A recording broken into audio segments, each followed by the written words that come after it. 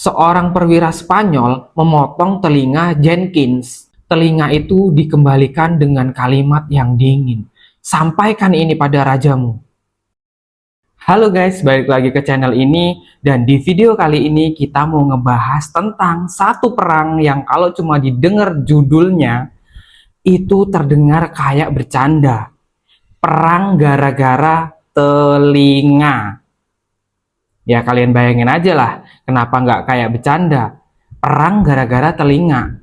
Ini tuh bukan cuma perumpamaan atau bukan sekedar metafora, tapi beneran. Satu telinga manusia dipotong, disimpan, lalu dipamerkan, dan akhirnya dipakai sebagai alasan resmi untuk perang antar negara. Aneh nggak tuh? Kalau kamu mikir, masa sih? Tenang, banyak orang juga mikir gitu. Tapi sejarah seringkali lebih absurd daripada cerita fiksi. Video ini panjang, jadi jangan ditonton sambil buru-buru. Anggap aja kita lagi duduk santai ngobrol pelan sambil ngeliat satu contoh nyata gimana ego manusia bisa berubah jadi konflik berdarah.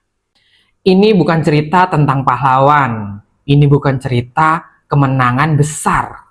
Ini cerita tentang bagaimana kemarahan kecil bisa dipelihara lama sampai akhirnya meledak. Oke, kita coba mundur dulu ke awal abad ke-18. Zaman ini, laut bukan cuma tempat cari ikan. Laut adalah jalan raya utama dunia, sumber kekayaan, dan ladang konflik. Inggris dan Spanyol adalah kekuatan besar. Keduanya sama-sama ingin menguasai perdagangan di Karibia dan Amerika. Oke, sekarang kita kenalan dengan Robert Jenkins. Dia itu orang biasa, bukan jenderal, bukan bangsawan. Dia cuma pelaut biasa.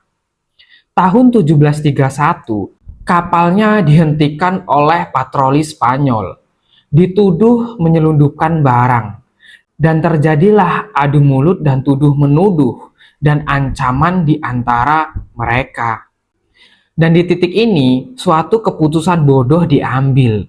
Seorang perwira Spanyol memotong telinga Jenkins. Bukan karena strategi, bukan karena perang resmi, tapi sebagai pesan. Telinga itu dikembalikan dengan kalimat yang dingin. Sampaikan ini pada rajamu. Yang bikin cerita ini naik level absurditasnya, Jenkins menyimpan telinganya. Bukan seminggu, bukan sebulan, tapi bertahun-tahun. Kenapa? Kenapa dia nyimpen telinganya? Karena dia yakin suatu hari telinga ini akan berguna. Dan kalian tahu, dia benar. Selama bertahun-tahun, Inggris dan Spanyol terus ribut soal dagang. Telinga itu jadi simbol diam-diam dari penghinaan. Oke, perang itu jarang dimulai karena satu insiden. Biasanya, perang dimulai karena negara butuh alasan yang bisa diterima publik. Dan akhirnya, tahun 1730-an, Inggris ada di posisi itu. Ekonomi sedang tertekan, pedagang mengeluh rugi, jalur dagang sering diganggu patroli Spanyol. Dan di pelabuhan-pelabuhan Inggris, kemarahan menumpuk pelan-pelan. Bukan cuma pada Spanyol, tapi juga pada pemerintah sendiri yang dianggap terlalu lemah. Akhirnya parlemen Inggris mulai panas. Pidato demi pidato dilontarkan. Kata-kata seperti kehormatan, martabat nasional, dan hak berdagang bebas terus diulang. Masalahnya satu, semua itu masih terlalu abstrak. Publik sulit marah pada konsep ini, tapi publik mudah marah pada simbol-simbol. Dan disinilah Robert Jenkins kembali muncul ke permukaan sejarah. Tahun 1738, Jenkins dipanggil ke hadapan parlemen Inggris. Bukan sebagai ahli, bukan sebagai perwira, tapi sebagai korban. Di sebuah ruangan penuh pria berjas rapih, rambut palsu putih dan wajah penuh wibawa. Jenkins berdiri sebagai orang biasa. Dia tidak membawa pidato panjang. Ia tidak berdebat soal hukum internasional. Dia hanya membawa satu benda kecil, sebuah telinga manusia. Menurut kisah yang paling sering diceritakan, Jenkins mengeluarkan telinga itu dari sebuah wadah dan menunjukkannya ke anggota parlemen.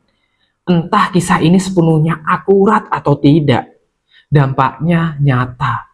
Ruangan itu hening. Bukan karena jijik semata, tapi karena penghinaan nasional tiba-tiba menjadi suatu yang bisa dilihat dan dirasakan. Telinga itu mengubah narasi dari kita dirugikan secara ekonomi menjadi kita dipermalukan sebagai bangsa. Politisi yang sebelumnya ragu kini punya amunisi emosional. Pers mendramatisir cerita, pamflet disebarkan, opini-opini publik dibentuk. Spanyol tidak lagi digambarkan sebagai rival dagang, tapi sebagai penghinaan berjalan. Dan di titik inilah keputusan perang mulai terasa tidak terelakkan.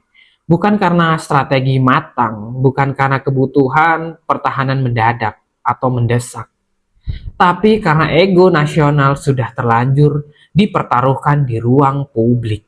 Ketika sebuah negara berhasil mengubah luka suatu orang menjadi simbol kolektif, maka perang hanyalah tinggal menunggu waktu.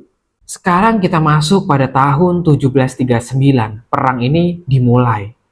Setelah bertahun-tahun ketegangan, perdebatan, dan pidato panas di parlemen, akhirnya satu keputusan diambil. Inggris menyatakan perang terhadap Spanyol. Bukan karena insiden besar, bukan karena serangan langsung ke daratan Inggris. Karena akumulasi rasa terhina yang sudah lama dipupuk. Deklarasi perang disambut dengan campuran emosi. Di satu sisi, publik Inggris merasa marah dan terwakili. Di sisi lain, banyak orang bahkan tidak benar-benar paham apa yang sedang terjadi dan diperebutkan. Dan nama perang ini kemudian dicatat sebagai sejarah dengan nama War of Jenkins' Ear. Nama yang terdengar konyol, tapi di balik nama itu, mesin perang mulai bergerak, anggaran militer dinaikkan, kapal-kapal perang disiapkan, tentara direkrut, banyak diantaranya masih remaja, atau buruh miskin yang tidak punya pilihan lain. Bagi pemerintah, ini soal kehormatan nasional. Bagi pedagang besar, ini soal keuntungan. Bagi tentara biasa, ini soal bertahan hidup. Pertempuran utama terjadi di wilayah Karibia dan koloni Spanyol di Amerika. Laut kembali menjadi arena utama konflik. Kapal Inggris memburu kapal Spanyol, pelabuhan diserang, benteng dikepung. Di atas kertas, Inggris terlihat unggul. Armadanya besar, teknologinya lebih maju, pengalamannya panjang di laut, tapi perang nyata jarang berjalan sesuai rencana. Banyak misi sejak awal sudah bermasalah. Peta tidak akurat, informasi keliru, koordinasi buruk antara komandan. Dan yang paling fatal, perang ini dipimpin oleh ego, bukan perhitungan matang. Para pejabat di London membayangkan kemenangan cepat. Mereka membayangkan koloni Spanyol jatuh satu persatu. Mereka membayangkan perang singkat yang menguntungkan. Dan ternyata realitanya sangat berbeda di lapangan. Pasukan yang dikirim ribuan kilometer jauh harus berhadapan dengan iklim tropis. Yang tidak mereka pahami, panas ekstrim, kelembapan tinggi, penyakit yang menyebar dengan cepat. Bagi banyak tentara Inggris, ini adalah pertama kalinya mereka benar-benar menyadari satu hal. Perang ini mungkin dinamai dari telinga, tapi dampaknya akan dirasakan oleh seluruh tubuh. Dan sejak titik ini, konflik tidak lagi terasa ringan atau simbolis. Perang sudah berubah menjadi kenyataan berdarah yang tidak bisa ditarik kembali. Di atas kertas, Inggris terlihat percaya diri, armadanya besar dan melimpah. ambisinya tinggi, tapi begitu perang benar-benar dijalankan, semuanya mulai berantakan. Para jenderal Inggris ini tidak siap menghadapi medan tropis. Mereka terbiasa dengan iklim Eropa, bukan panas, bukan lembab. Tapi kondisi di Karbia yang membuat tubuh cepat lelah dan pikiran gampang kacau. Perintah dari pusat sering terlambat. Informasi di lapangan simpang siur. Banyak keputusan diambil berdasarkan asumsi, bukan kenyataan. Logistik ini jadi mimpi buruk mereka. Makanan basi, air bersih terbatas, senjata berkarat sebelum sempat dipakai. Kapal-kapal besar memang terlihat mengintimidasi, tapi justru lambat dan sulit bermanuver di perairan yang sempit. Lalu, datanglah musuh yang tidak kelihatan. Bukan tentara Spanyol, bukan meriam, tapi penyakit. Penyakit malaria, demam, kuning, disentri. Satu persatu tentara tumbang tanpa sempat bertarung. Tapi, pulang dalam peti atau tidak pulang sama sekali. Ada catatan yang menyebutkan bahwa lebih banyak tentara Inggris mati karena penyakit dibandingkan karena pertempuran langsung.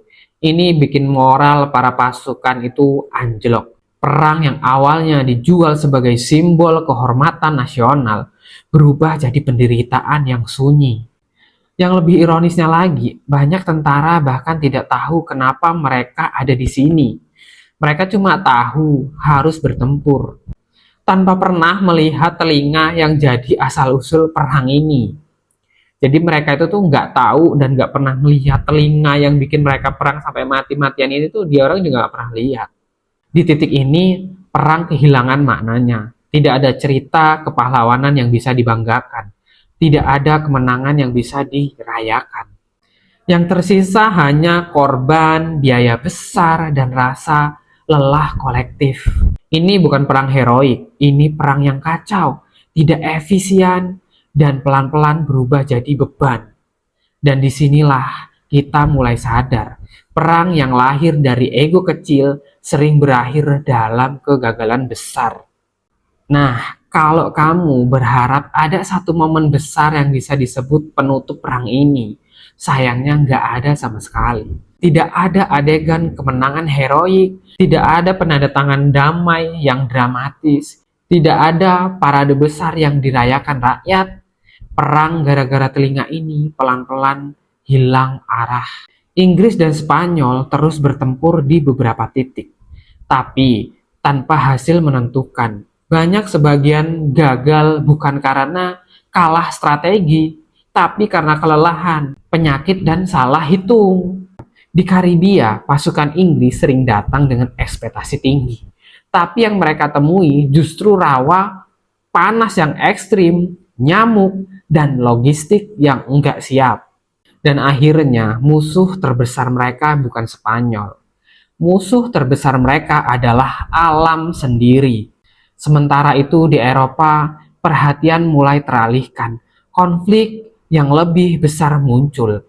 Negara-negara besar sibuk membentuk aliansi baru, saling mengawasi dan siap untuk perang skala yang jauh lebih luas. Perang gara-gara telinga akhirnya terseret masuk ke konflik lain yang lebih besar. War of the Austrian Succession. Di titik ini, identitas perang mulai kabur. Namanya masih ada, tapi tujuannya sudah bercampur dengan kepentingan lain. Dan disinilah ironi besarnya. Perang yang katanya dipicu oleh satu telinga manusia berakhir tanpa satupun keputusan yang benar-benar menjawab alasan awalnya kenapa. Tidak ada pembahasan spesifik, tidak ada keadilan simbolis, tidak ada kepuasan nasional seperti yang dijanjikan propaganda awal. Yang ada hanyalah biaya perang yang membengkak, ribuan nyawa hilang, dan masyarakat yang mulai lupa kenapa konflik ini dimulai. Telinga Jenkins yang dulu dijadikan simbol penghinaan nasional perlahan tenggelam dari perbincangan. Tidak dipajang lagi, tidak dijadikan pidato, tidak disebut di laporan resmi. Seolah-olah sejarah sendiri merasa sedikit malu. Perang ini tidak benar-benar selesai. Ia hanya kehabisan tenaga. Dan seringkali begitulah cara konflik paling absurd di dunia berakhir. Bukan dengan kemenangan, tapi dengan kelelahan kolektif. Perang ini jarang dibahas serius karena terdengar lucu, tapi justru itu pelajarannya. Sejarah tidak selalu bergerak karena ide besar. Kadang ia bergerak karena ego yang kebetulan dapat panggung. Telinga itu bukan penyebab, ia hanya pembenaran. Kalau kamu pikir dunia sekarang sudah absurd, percayalah, manusia tidak pernah benar-benar berubah. Hanya alatnya saja yang berbeda. Dulu telinga, sekarang mungkin hal lain. Oke guys, terima kasih sudah duduk sampai akhir. Sejarah memang kadang terdengar konyol, tapi dampaknya selalu nyata. Terima kasih, jangan lupa like, komen, dan subscribe kalau kalian suka dengan video ini.